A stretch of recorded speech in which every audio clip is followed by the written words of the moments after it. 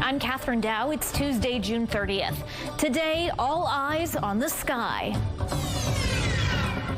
I just heard like insanely loud noise, kind of like a train going through the backyard.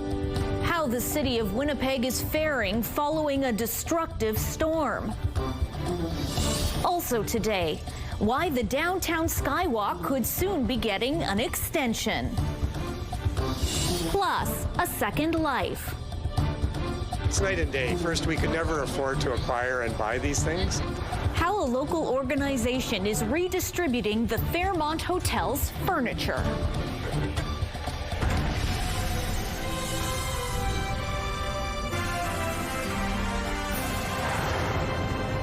Good afternoon. Thanks for joining us. I'm Catherine Dow. Mara Lee is away. Southern Manitoba is in cleanup mode today following a vicious storm that brought power outages, flooding, and highway closures across the province. Standing by live to break down the destruction the storm left in its wake is CTV's Taylor Brock. So Taylor, what kind of damage is Winnipeg dealing with? Well, we're seeing widespread property damage, a lot of debris and downed trees, Catherine. Manitoba Hydro says around 5,100 customers in Winnipeg are without power. Winnipeg may have gotten less rain than some other communities, but you might not have guessed it seeing our streets this morning. The city of Winnipeg says crews have responded to 328 calls for downed or damaged trees. Urban forestry crews are busy responding throughout the city. Now, as you can see over on Kenniston Boulevard, it is actually where our cameras later spotted these destroyed fences, branches, and uprooted trees, and even this mangled trampoline. In Winnipeg's White Ridge neighborhood, several homes were pummeled by high winds. Video from the scene shows a partially collapsed garage with serious damage to its roof. And as you can imagine, many residents are dealing with broken glass, damaged patios, and scattered outdoor furniture. I just heard like insanely loud noise, kind of like a train going through the backyard, and the house alarm goes off. I come upstairs, I see this tree across my backyard. My neighbor's shed is in my backyard. All the fences are down, just chaos. It was like in a movie. It just, something was flying by, which was probably all the shingles from the neighbors. And then I looked out and my tree's gone. And it came down this way and then spun around, caught these two. Like the house next door too, picked up some kind of like a water cooler and smashed it through the front window and the glass throughout the whole house. Now, Catherine, since last night's storm, city crews responded to 29 calls for plugged catch basins in front streets and 6 in back lanes, 19 sewer backup calls, 10 of which were for clean water and 9 for raw sewage, and 4 missing manhole covers. That does look like a lot of damage, Taylor. Could it possibly be the handiwork of a tornado? Well, you actually might be right about that, Catherine.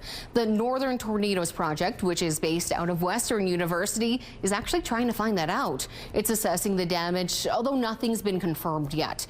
CTV's Harrison Shin will have more on what Environment and Climate Change Canada caught on its radar coming up on CTV News at 6. All right, thanks for that, Taylor. And Winnipeg was far from alone. Brandon was slammed with more than 100 millimeters of rain.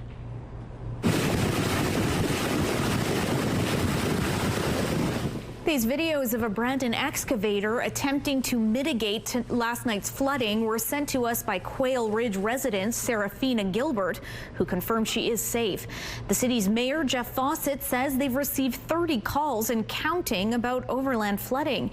He says there are also pumps running across the city to keep the water moving. So they are doing a lot of cleanup right now because there wasn't the winds that we've had at times, but there was such heavy rain that there's lots of tree debris all over the place. And then as much as we had the streets cleaned, when you wash the streets like they were washed with that rain yesterday, it does still bring a lot of things down. So getting cleaned up. Fawcett says several roads were closed and transit services rerouted last night, but they are all operating normally now. But he adds they will be keeping an eye on the river levels in the days ahead as all the water drains out of the surrounding region. Meanwhile, the municipality of Boissevain-Morton has declared a local state of emergency over yesterday's flash flooding. I had freezers full of food, fridge, stuff like that, washer, dryer, furnace. I think that's all kind of messed up. That is Darren Sakinski, who spoke with CTV News from his flooded basement in the Southwest community earlier today. In a statement on social media, the municipality says even though all its systems and lift stations operated as intended, the sheer volume of water has overwhelmed its capacity. Residents are being asked to limit non-essential water use to help the system recover and exercise extreme caution when traveling, particularly on rural roads. That brings us to our first check-in on weather with our CTV weather specialist, Colleen Brady.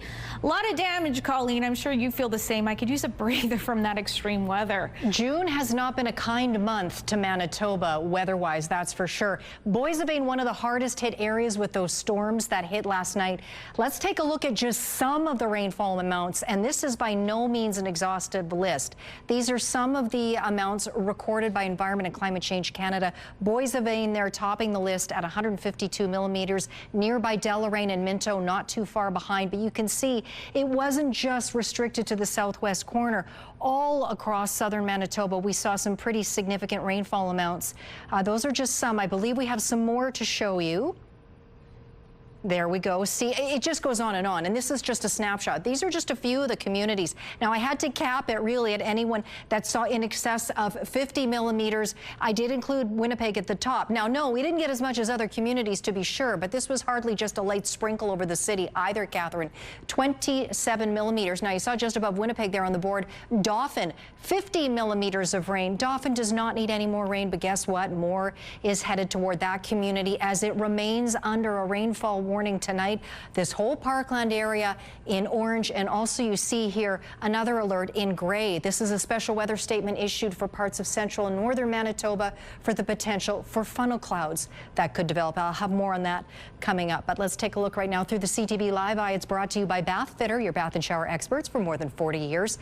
In Winnipeg right now, it is 26 degrees with a humid exit, feels like 29. Winds coming out of the southwest at 39 kilometers an hour, gusting to 53. The pressure is rising and the humidity is also 53%. A live look at McPhillips there. One traffic note, Henderson at Monroe. Traffic signals are flashing red in all directions. There are police cadets on scene. Thanks, Colleen. Today is the first day candidates for city council and school trustee positions could officially register. And we can now tell you which incumbents are seeking to keep their jobs at City Hall. Evan Duncan, Cindy Gilroy, Sherry Rowlands, Jeff Brawati, Devi Sharma, and Matt Allard are all registered in their respective wards. And as we told you previously, John Orlico, Janice Lukes, and Brian Mays have all announced they will not be seeking re-election. A large construction contract for Winnipeg's most expensive project could soon be approved. A report at City Hall is recommending an $815.5 million agreement be awarded to Red River Biosolids Partners for Phase 2 of the North End sewage plant expansion. The upgrade is needed to treat sludge and turn it into reusable biosolids.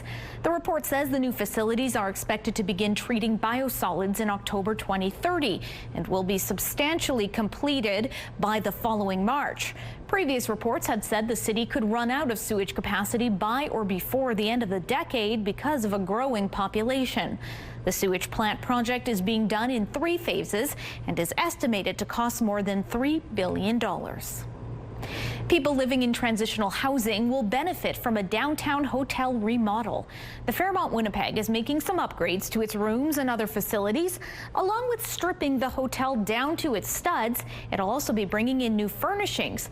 But 12,000 pieces of its old decor, furniture, and appliances will be getting a second life.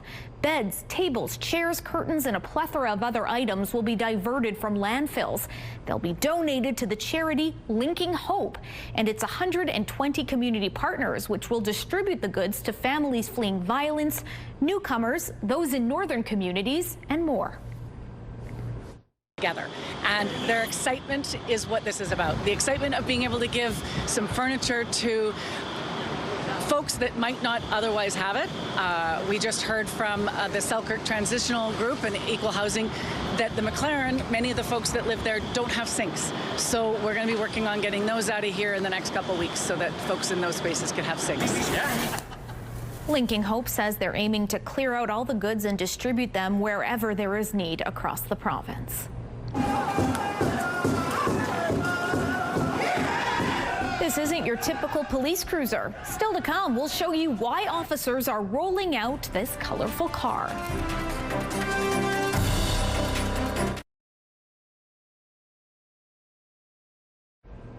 The Canadian economy has rebounded out of technical recession. BNN Bloomberg's Christine Lee has the latest data from Statistics Canada. Canada reporting an economic turnaround with real gross domestic product rising 0.5% in April. This beat economist expectations, effectively pulling Canada out of a brief technical recession. Growth was widespread across sectors, driven by a surge in oil and gas extraction, alongside long-awaited rebounds in manufacturing, construction, and Toronto real estate activity. Statistics Canada forecasts an increase of 0.1% in GDP growth in May. Here are some closing numbers for the day. The Canadian dollar is up to 70.48. West Texas Intermediate is down $1.25 to 69.50. Western Canadian Select is up $2 to 56.57. And the TSX is up 33 points today. Those are your business news headlines. I'm Christine Lee. The downtown skywalk could soon be getting an extension. It would connect the existing skywalk to the as yet unfinished Sutton Place Hotel on Carleton Street next to True North Square. The company behind the 352-room luxury hotel is requesting $6 million from the city and province for the skywalk. The public service is recommending the city put up $2 million from a previously approved grant and another $1 million in tax increment financing. That is on the condition the province cover the other half. Construction on the new hotel is expected to wrap up in 2028. The Winnipeg Police Service has unveiled a newly designed police cruiser, and it is unlike any other you've seen on the force. The cruiser's artwork honors Indigenous cultures, teachings, and traditions. It was created in partnership with the Assembly of Manitoba Chiefs and designed by Brian Hunter, who is of Métis descent. The very visible cruiser is also intended to help build trust, foster relationships, and acknowledge Indigenous peoples in our community. This is a symbol of the work and collaboration that we will see between First Nations leadership here in Manitoba with the Winnipeg Police Service, and how we can further support the need within our community to make sure our communities are safe and to make sure that people recognize that they are represented in every space within the city. The cruiser will be used solely by WPS's Community Relations Division. Members of the public can request its appearance at events, including powwows, parades, and other celebrations. WhatsApp has announced plans to address a privacy blind spot. The app says users will soon have the option to go by their username rather than their phone number. WhatsApp says the change means someone would need to know your username in order to contact you for the first time. There's been no timeline for when the change will be made, with WhatsApp's parent company Meta only saying it will happen in the coming months.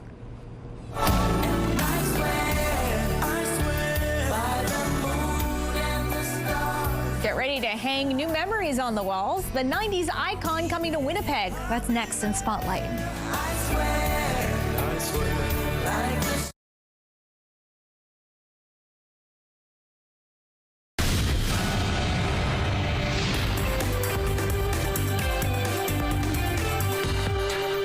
Colleen Brady has your Spotlight today. Colleen, get ready for a smooth hit of nostalgia. Oh, you're telling me, Catherine. A Grammy Award-winning R&B group is set to take the stage in Winnipeg.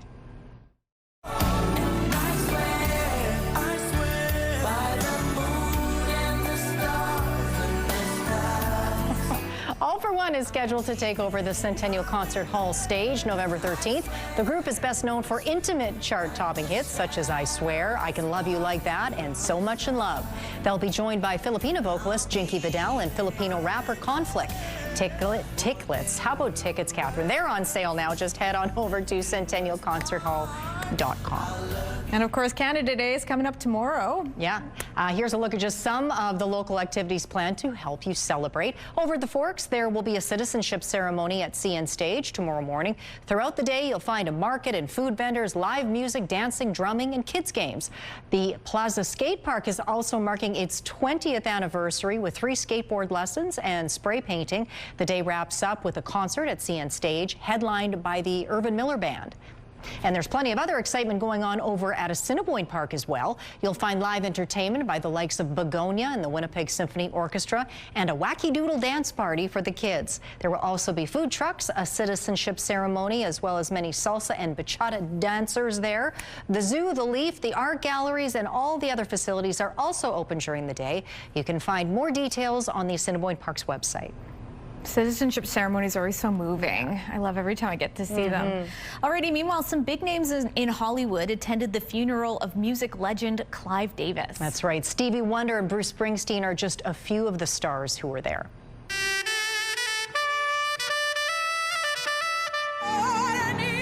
Tributes to Davis included a sax solo by Kenny G and Leonard Cohen's Hallelujah, performed by Jennifer Hudson. Dionne Warwick, Barry Manilow, and Alicia Keys also shared tributes. Davis is best known for launching the careers of Springsteen, Keys, and many others, including Whitney Houston. Clive Davis died last week at the age of 94. What a legend. Incredible. No All right, kidding. thanks for that, Colleen. You're welcome. Your Tuesday primetime lineup kicks off at 7 with The Big Bang Theory. Match Game comes next at 8, and Password winds things up at 9. And we have a weekend programming note. You can watch Kinsman Jackpot Bingo this Saturday, July 4th at 8:30 a.m. It's all right here on CTV. A live look at the St. James Bridge. A little slow going, as you might expect, for folks headed southbound at this peak of the rush hour. 26 degrees, some sunshine to poke through out there. Still windy. I'll have your full Canada Day forecast coming up.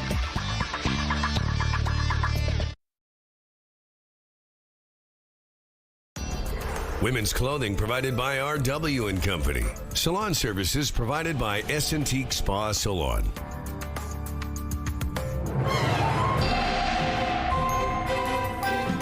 CTV Skywatch weather brought to you by South Beach Casino and Resort. Visit southbeachcasino.ca.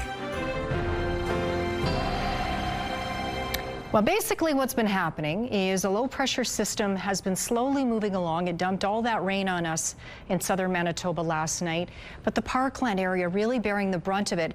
Essentially, this low is stalling out, so it's not going to bring any relief to that area for several hours, if not throughout the day tomorrow and even to tomorrow night. So they're in for it for sure. So let's take a closer look at it. Dauphin right in the middle of this warned area, but we've already seen so much rain that's already pummeled that area. That it continues to fall right now, and it will continue tonight. The expectation is, as that low stalls, as we head into tomorrow, more rain, more showers on the way tomorrow and tomorrow night. So a wet Canada Day there. And the expectation, according to Environment Canada, and that's bearing out by what we're seeing on the radar, is that the heaviest band of rain will lie pretty much from Roblin through to Dauphin, and that's exactly what we're seeing playing out right now. That same low pressure system that's stalling out could also produce funnel clouds over parts of central and northern Manitoba, including places like Norway House. But these funnel clouds, they tend to develop in weak rotation underneath thunderstorms or the big related clouds that do develop, and they're normally not a threat if they don't come anywhere near the ground. The trouble is they could intensify, and if they do, there is the potential that they could touch down, which would then make them tornadoes. So do keep your eyes on the skies if you're in those communities over the next few hours. As we head into the night ahead, this is what I mean. You're just going to see this really not moving, this rain, because that low is just going to sit there. It's going to be parked, and so that rain will just keep spinning around.